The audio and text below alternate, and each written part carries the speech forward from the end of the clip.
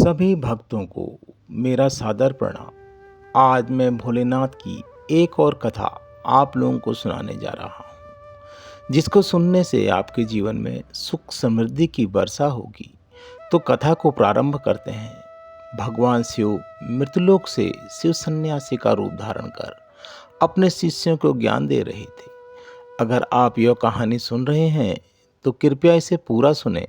इस कथा को आधा अधूरा छोड़कर जाने की गलती आप बिल्कुल भी मत करना।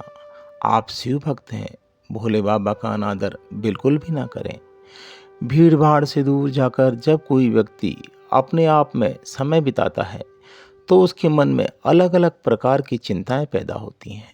मनुष्य की प्रवृत्ति ऐसी ही होती है कि वह नकारात्मकता विचारों में रमता रहता है। उसका ध्यान हमेशा अपने लक्ष्य को पूरा करने में ही रहता है और इससे जुड़े सवाल उसके मन में उठते रहते हैं। वह सोचता है, अगर मैं अपने लक्ष्य को पूरा नहीं कर पाया तो क्या करूँगा। इसी डर के साथ वह जीता है और यही डर इंसान के पतन का कारण बनता है। जो व्यक्ति अपने ऊपर ही विश्वास नहीं रखता वो जीवन में कैसे सफल हो सकता है। अगर वह बुद्धिमानी से इस डर का सामना करे तो यही डर सबसे बड़ी ताकत बन सकता है। अगर मनुष्य अपने ऊपर विश्वास करे तो उसे यह पता लग जाएगा कि उसके डर में ही उसकी ताकत छिपी हुई है। यह सब कहकर सन्यासी चुप हो जाते हैं और अपने ध्यान में लीन हो जाते हैं। यह सारी बातें एक लकड़हारा सुन रहा था।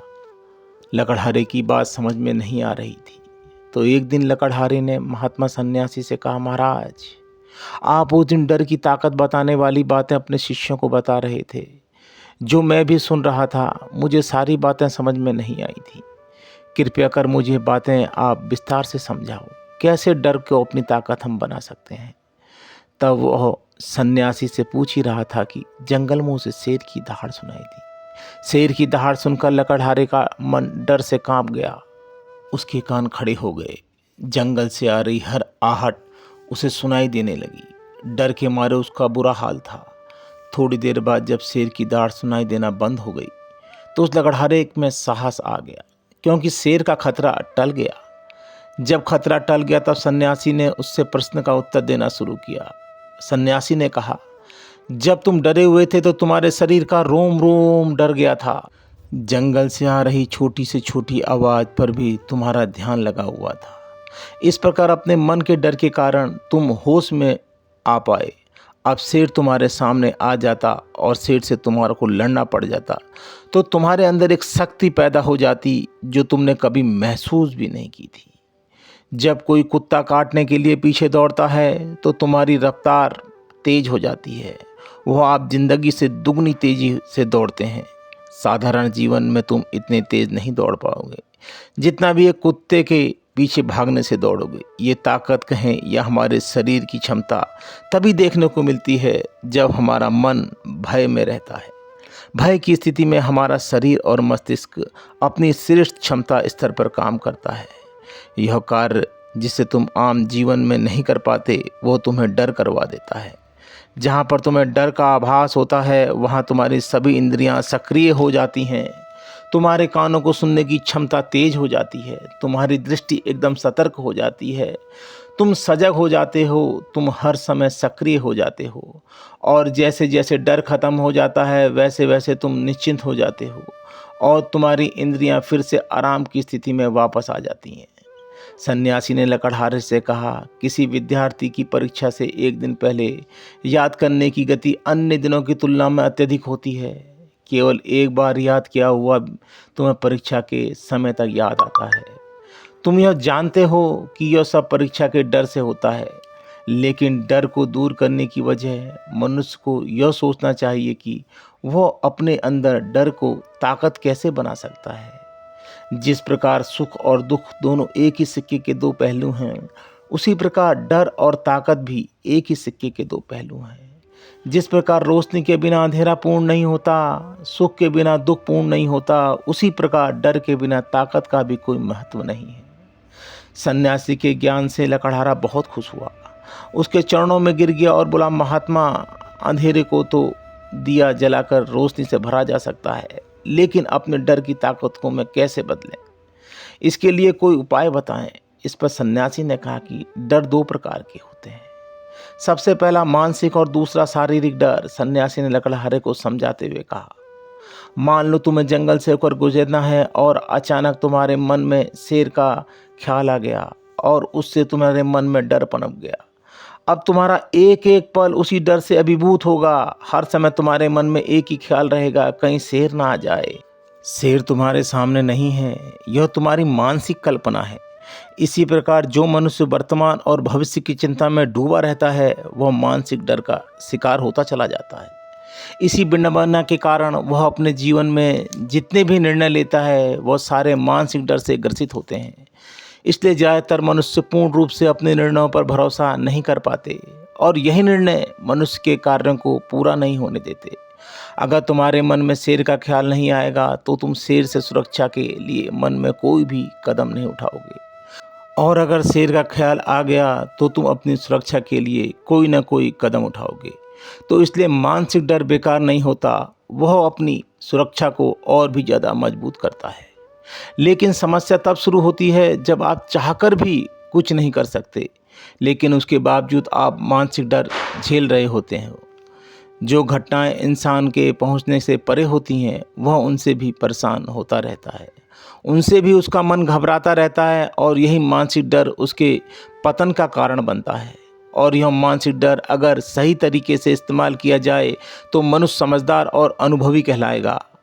जो इंसान यह सोचता है कि कांटे सिर्फ दर्द देने के लिए ही बने हैं, वह यह भूल जाता है कि कांटे ही फूलों की रक्षा करते हैं। इस प्रकार एक ज्ञानी व्यक्ति किसी भी चीज़ का उपयोग अपने सकारात्मक तरीके से कर सकता है, लेकिन एक अज्ञानी मनुष्य अपनी अज्ञानतावश उन चीज़ों को छोड़ देता है जो उसके लिए उपयोगी होती हैं। विवेकशील व्यक्ति भीगे हुए पत्थरों से भी महल खड़ा कर देता है, लेकिन अज्ञानी मनुष्य उक्त पत्थरों को दूसरों पर फेंकता रहता है। अगर किसी व्यक्ति को अपने डर को ताकत में बदलना है तो उसके कुछ नियम हैं, कुछ उपाय हैं। सबसे पहला उपाय है अपने विचारों का अवलोकन करना। हम अपने जीवन में अपने विचारों का अवलोकन करेंगे तो देखेंगे कि अधिकांश विचार हमारी कल्पना से उत्पन्न होते हैं और इसी कारण से वो डर भी केवल काल्पनिक होता है। विचारशील लोग जब विचार करने के लिए कुछ नहीं पाते तो वह अर्थहीन बातों को ध्यान केंद्रित करते हैं। ये बेकार विचार उन्हें परेशानी में डालते हैं और उनके साथ ही उनके परिवार और सगे संबंधियों को भी परेशानी हुई होती है।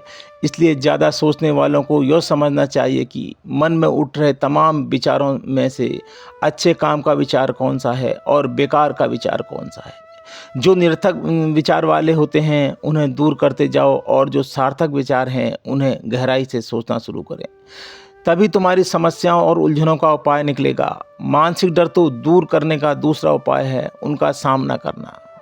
इसका मतलब यह नहीं है कि तुम शेर के सामने जाकर खड़े हो जाओ। अगर जंगल जाना अति महत्वपूर्ण है तो तुम शेर के डर से घर में नहीं बैठ सकते। मनुष्य के मन में बहुत से डर होते हैं, जैसे परीक्षा का डर, लक्ष्य न पाने का डर, झूठ बोलने का डर, सच के पता लग जाने का डर, आपको खो देने का डर, दुर्घटना हो जाने का डर। लेकिन जैसे जैसे समय के साथ इन डरों का सामना किया जाता है, वैसे वैसे यह डर जीवन से दूर होते चले जाते हैं।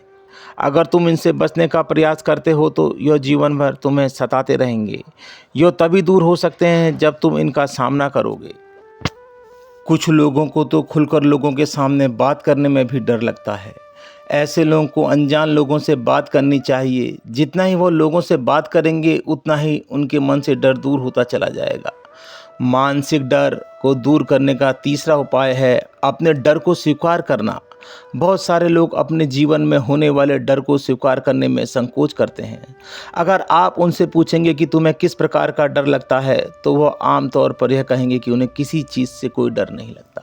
लेकिन दूसरों की नज़रों में ऊंचा उठने के लिए वह झूठ उन्हें बहुत महंगा पड़ता है। अगर वह अपने डर को स्वीकार करना नहीं सीखेंगे तो वह जीवन भर उस डर से मुक्ति नहीं हो पाएंगे। इसलिए समझदारी इसी में है कि अपने डर को स्वीकार करना चाहिए।